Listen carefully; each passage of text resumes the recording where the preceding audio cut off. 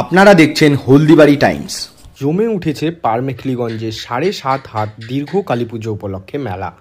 গত শনিবার হলদিবাড়ি ব্লকের সীমান্তবর্তী পারমেখলিগঞ্জ গ্রাম পঞ্চায়েতের অধীন 62 নং দড়িবস এলাকায় বসেছে মেলা।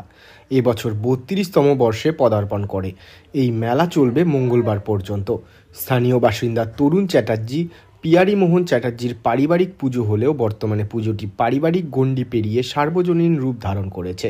পুজোর খরচ পরিবারের তরফে বহন করা হলেও পুজোর আয়োজনে সর্বাগ্রে থাকেন স্থানীয়রা। সম্প্রীতির বার্তাবাহক এই পুজোতে হিন্দু মুসলিম নির্বিশেষে স্থানীয় সকলেই পুজোর আয়োজনে ঝাঁপিয়ে পড়েন। পুজোকে কেন্দ্র করে মেলা ঠিক কবে শুরু হয়েছিল তা সঠিক জানা নেই কারো। জানা গিয়েছে এই পুজো শুরু করেছিলেন বাংলাদেশের ঠাকুরগঞ্জের বাসিন্দা দেবেন্দ্রনাথ চ্যাটার্জি। দেশভাগের সময় পরিবারের সকলে এদেশে চলে আসেন। এখানে এসেও সেই পরম্পরা বজায় রেখেছেন পরিবারের সদস্যরা। পরিবারের বরিষ্ঠ সদস্যরা জানান, প্রতি বছর ফাল্গুনের দোল পূর্ণিমার সময় পুজো ও মেলার আয়োজন করা হয়। মেলার মঞ্চে দোল খেলা, চাচর ও মনসা গানের আয়োজন করা হয়। দোল পূর্ণিমা উপলক্ষে কবে শুরু হয়েছে আর কবে শেষ? এটা শুরু হয়েছে গত শুক্রবার, শেষ হবে মঙ্গল।